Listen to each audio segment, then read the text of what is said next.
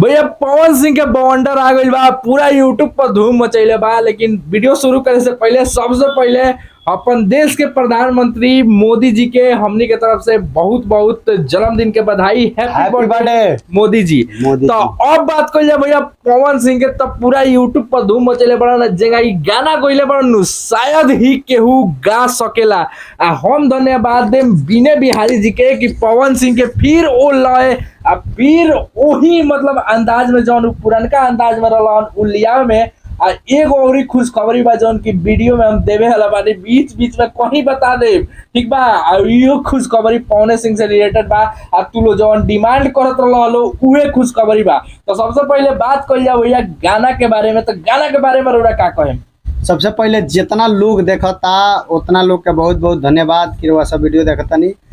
मोदी जी के हमनी के तरफ से भैया कहे कनिया हैप्पी बर्थडे। हमारा भारत के प्रधानमंत्री मोदी जी के जन्मदिन बा। वही के गाना बधाई गाना गौले बड़े पावर स्टार पवन सिंह। देखिए यही से कहल जाला अनुभवी आदमी जब कोनो काम करी तो पूरा माने जानकारी के साथ काम करेला। ई गाना अगर केहू दूसर कोई नौका में से लिखे रहित लो तो उनकर काम लिख दिलो, ई लिख दिलो, ई लिख दिलो। लेकिन रउआ देखी जितना बेहतरीन गाना बा उतना बेहतरीन ओकर एडिटिंग भी भइल बा। फुटेज जौन एडिटिंग माने जेंगा बीट बाजल बा, म्यूजिक बाजल बा प्रियांशु सिंह के। आ जेंगा कंपोजिशन कइले बड़न बीने बिहारी, आ जेंगा लिखले बड़न गाना मतलब पूरा एकदम माहौल जौन उ होला नु कि एगो बर्थडे के एगो आदमी के कोनो बायोग्राफी केहू बायोग्राफी बनावला 3 घंटा 4 घंटा के, लेकिन जौन 5 मिनट में ही गाना के माध्यम से बता देले बड़न। पूरा गाना में पावर स्टार पवन सिंह जी के एक जगह लुक दिखल बा। लास्ट में पवन आ बीने के जब नाम आई। एक और बात हम बता दी कि गाना जौन बा कि 12:15 पर छूटल बा, लेकिन रातों का लोग वाह ना आशीर्वाद आ प्यार दुलार देले बा। एगो खुशखबरी ये बा भैया कि गाना जौन बा उ ट्रेंडिंग में आ गइल बा। म्यूजिक सेक्शन में गाना ट्रेंड करता और फैंस लोग के ये डिमांड रहा। अब रउआ बताई कि ई गाना जौन ट्रेंड करता पावर स्टार पवन सिंह का ऑफिशियल चैनल बा। ये चैनल पर 1 साल पर ये गाना हमरा बुझाता लॉन्च होला। एक साल पर ये गाना चैनल पर लॉन्च होला।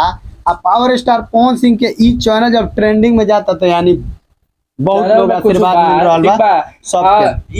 ई टॉपिक चैनल है यूट्यूब क्रिएटेड, ओकरा के मर्ज कर दिहल गेल बा। तनी हई शायद चार्ज नहीं के माइक तो अप डाउन करत रहता। तो बाकी जौन बा माने गाना एकदम धूम मचेले बा। एगो औरी तू लोग वीडियो फुटेज देख ले बोलो जौन की हम लगा देता नहीं या देख लो एकदम माने लगैले बानी कहीं ना कहीं तो वीडियो में जरूर देख ले बोलो। मैं पवन सिंह बर्थडे मनाओ तरन मोदी जी के आ उहो 7 गो की 8 गो केक। मोदी जी आई ठीक बा मोदी जी करके एकदम बवाल कटले वाला राती घन के प्रियांशु सिंह के आईडी से शेयर भइल बा। अलग अलग टाइप से ये वीडियो वायरल होता। मोदी जी के ऊपर गाना इतना अच्छा माने देखो हमरा ये से मतलब नहीं कि पॉलिटिशियन बाड़न चाहे कुछ देश के प्रधानमंत्री होवन, ठीक बा। ऊपर से पवन सिंह के गायकी में जौन दमदार मतलब काम कइले बाड़न पूरा एकदम बवाल हो गइल बा। बाकी तू लोग अपन विचार दियो ये गाना पर। अभी तक ले तो गाना सब के सुन ले लो पर ट्रेंड करता है एकरा के मेहनत करी लोग सब के सामने 1 नंबर पर गाना ट्रेंड करे। हम जानता नहीं कि कितना लोग के बार पसीनो छूटत हो ये सब गाना सुन के। अगर पवन सिंह के पुरानका मतलब चीज जब वापस आ जाओ जगह बीने बिहारी मिल के बड़ा काम कइले बड़न उनके साथे आ जगह गाना लिखले बड़न माने बवाल एकदम धमाल। ए पर अपन विचार दियो लो, वीडियो के लाइक कर लो, शेयर कर लो, कमेंट करके विचार जरूर बताइए लो। बाकी गाना कैसा लगल गाना के चौपावे ठीक बा कहाँ चौपावे तार लोग पता हो। चलो मिलता नहीं अगला वीडियो में।